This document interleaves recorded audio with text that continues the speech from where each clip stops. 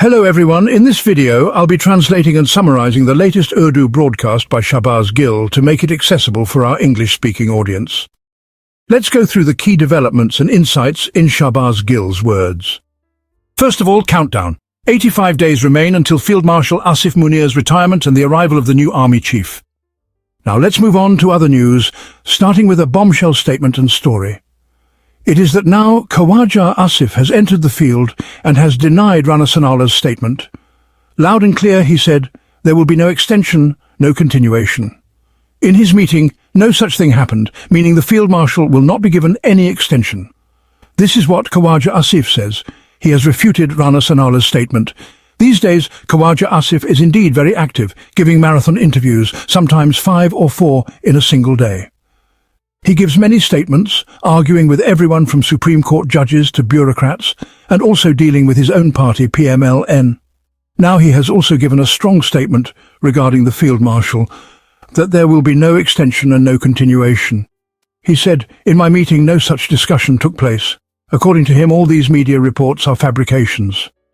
Now, when he says this is a media fabrication, it means he is directly blaming ISPR, ISI and MI, which is military intelligence. You will recall that when Rana Sanaullah gave his statement saying the Field Marshal will stay till 2027, first on Mohammed Malik's show, he said there would be continuation and extension. Then the next day he said there is no doubt the Field Marshal will remain till 2027. After that statement, we immediately informed you that this statement was stopped from airing on Pakistani media. ISI, Michigan and ISPR told the media not to air that statement. Generally, such statements would be taken positively, that the Field Marshal will remain till 2027, but we informed you that the Field Marshal wants an extension at least till 2030, so according to him that statement was not positive. The statement was stopped. Then our news turned out correct. The very next day, Rana Sanaulah's software was updated, and he said it should be till 2030 and even beyond. He corrected that statement, and then many such statements were circulated across the media. Yes, that statement in which Khawaja Asif and Rana Sanaullah say that the extension should be till 2030. When asked by reporters if it should be till 2032, he said it should be extended beyond 2030 as well, as long as the Field Marshal is doing good work. He deserves an extension.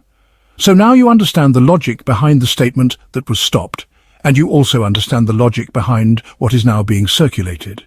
Khawaja Asif has now made a new strike saying that Rana Sanaullah and the media are wrong. In other words, as I told you, he is accusing ISI, Michigan and ISPR of being wrong. Obviously, this is not a media fabrication, it's his fabrication, and all the narrative inside the media is being managed with Khawaja Asif's help. What happens next? Does Rana Sanaullah's software get updated again or not? Well, the story of his software update is ongoing. You know, since the Assistant Commissioner of Sialkot, who is believed to be Khawaja Asif's frontman, was caught, Khawaja Asif is indeed under quite a lot of pressure. He gives many interviews, attacks everyone, but today he said there is no pressure on him and no pressure to resign. He is not feeling defeated at all. He says he hasn't broken any discipline, nor has he criticized his party. He has only criticized the system. Today he appeared a bit defensive, giving explanations, because Hanif Abbasi attacked him 2 or 3 times consecutively and asked him directly to resign. Khawaja Asif is giving clarifications on media that he is a whistleblower, not criticizing anyone, and there is no pressure on him. He talked about discipline, saying he didn't violate it. Well, that's the situation of Khawaja Asif. On the other hand, Rana Sanaullah said that Hanif Abbasi should not have spoken against Khawaja Asif. He added that they will reconcile Khawaja Asif and Hanif Abbasi. Khawaja Asif is a senior and there must be some misunderstanding between them.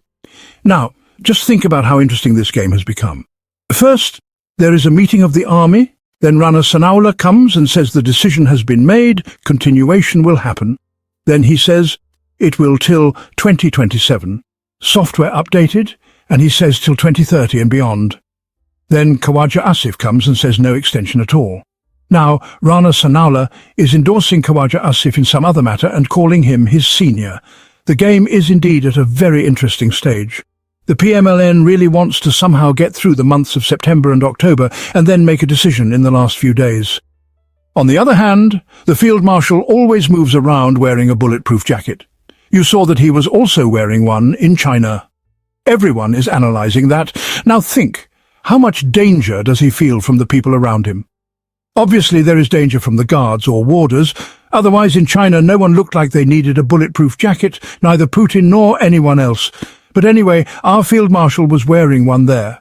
So in such a situation, just think about how restless he must be, waiting for a notification immediately. Rana Sanaullah, Khawaja Asif, Samullah Kalimullah, all this is going on. Let's see what happens next. Now, regarding Justice Atta Minallah, I personally have great respect for him because he has always given very open and strong decisions on human rights. Today the system is hybrid, which means there is dictatorship in the country. Yes, this sitting Supreme Court judge says if the system is hybrid, it means dictatorship exists in the country. He further said, hybrid system, fine, that means dictatorship. He said during Bhutto's time, when Zia-ul-Haq was dictator, Zia said on BBC that courts are independent and there is no pressure on them. Justice Athar Minallah said in his speech that later those same judges revealed they were under pressure, and innocent Bhutto, who was not guilty, was hanged. Justice Athar Minallah clearly says that even today courts are under pressure and dictatorship exists. He is indirectly calling Asim Munir a kind of dictator. Courts are not free. He said, "We have not learned lessons. We broke the country. Bengalis didn't want to separate, but we did not give them justice. We oppressed them, violated their human rights, and then they separated from us. In all this, judges had a very important role, then and now. Judges have failed to play their role. In my humble submission, these are very strong words from Justice Atta Minallah, whom I respect a lot. But during the Punjab elections held within 90 days, he made a controversial decision, despite being one of the best judges. This decision is haunting him. Similarly, when our government was falling, a high court was opened at night for him. Obviously, it must have been opened by some back door or false pretext, but that too is a burden on him. If I put it plainly, there is no doubt that among Pakistan's best judges, Justice Athar Minallah always stood up for human rights. Now Khawaja Asif has also attacked him according to his capacity and desire. He said Athar Minallah should remember the past before making such statements. He reminded him that he was law minister under General Musharraf's presidency. Musharraf was a marshal declared by Allah, and politicians may err, but people remember. He is telling Justice Athar Minallah to have some shame and decency, reminding him of General Musharraf's time when he, Athar Minallah, was provincial or federal law minister. Probably they want to remind him that he served in the caretaker setup for a very limited time. Khawaja Asif has also attacked him. These days, as I told you, Khawaja Asif leaves no one untouched. He attacks whoever comes before him. The reason is that Z's companies, which are investors in PMLN, are mostly involved. Since Khawaja Asif attacked them, PMLN has distanced itself a bit, even asking for his resignation. Hanif Abbasi has also demanded his resignation in his speech. So Khawaja Asif is currently under great pressure. Let's see what happens. He was giving an interview on Geo where Shahbaz Gill asked if Nawaz Sharif is finished politically. Now we'll see what unfolds, what decisions Nawaz Sharif makes in the coming days. But for now, the game has entered a very interesting phase.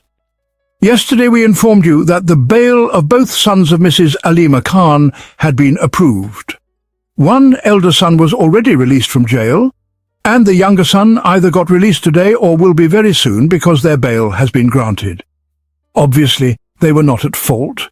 Clearly their case could not be proven in court, but today Shah Afzal Mawat again attacked Mrs. Alima Khan. He has attacked her before multiple times. He repeatedly attacks PTI and its members. He said that those who claim there is a lack of justice in Pakistan must fight with patience continuously for years. For them I can say, well done, Alima Khan. The struggle you made to get justice for your sons in just 12 days is commendable.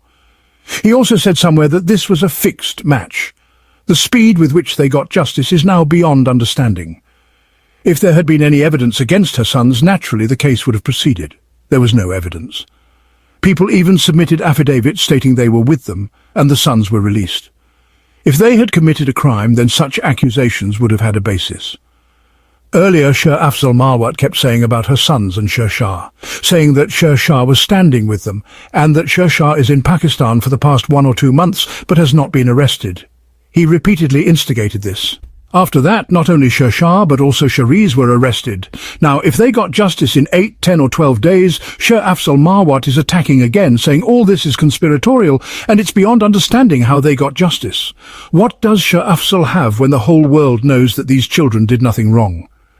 So why does Shah Afzal keep attacking Imran Khan's sisters? What does he want to achieve by attacking Imran Khan's sisters, his wife or his party repeatedly? This is not the first time Shah Afzal Marwat has attacked Imran Khan's sisters, his wife or his party. I think maybe they do it just to seek attention. That's all I can say. Otherwise, I don't understand why anyone would make such nonsensical comments. Next news. To stop human smuggling, it has been decided to open FIA offices in 6 more countries. Look at how interesting this news is, and I will tell you what it really means for Pakistan. These new offices will be opened in the UK, Spain, Italy, Turkey, Malaysia and the UAE. Their stated purpose is to stop human smuggling, but in reality these offices are being opened as a way to control the voices of overseas Pakistanis. When the FIA office was opened in Italy, it was revealed that people from the military as well as the FIA were posted there. These military and FIA personnel contact overseas Pakistanis, inform them that they know where they go, which rallies or meetings they attend, and anyone who raises their voice abroad is threatened. So, essentially, these centres are not created for human rights or stopping human smuggling, but to silence the voices of overseas Pakistanis. This is not the first time. In fact, it has been happening in countries where these centres are already established. It has become like a textbook case, where 1 or 2 military officers and 1 or 2 FIA officers are posted to summon people, threaten them, and once they get scared, befriend them with tea and snacks and tell them not to mention Imran Khan or PTI. Otherwise, if they do, cases will be filed against them or their relatives in Pakistan. This operation is now being prepared to expand in Europe. All right, next news. Pulsha Khan made a very interesting statement about India, saying that whenever India feels like it, it releases water from its dams, and the dams are empty. Nadeem Malik responded, "What can we do?" She said, "We should launch missiles at India's dams." Now, this is a very ridiculous statement. Pulsha Khan is significant because there have been rumours of her marriage with a former Director General of ISI. It is unclear whether the marriage still exists or not, but, these rumours keep surfacing in the media. Because of this, her statement gains even more importance. The whole world has already heard from our Field Marshal, who said in the United States that if needed, they will drag half the world down with them.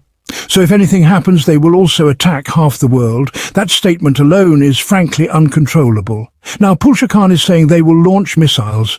This is completely illogical because India releases water deliberately. Where else would the water go? The water flowing into Sindh comes from our own releases. So in the coming days, as more rain falls in Upper Sindh and on the Indus, when the water levels rise, who will we blame?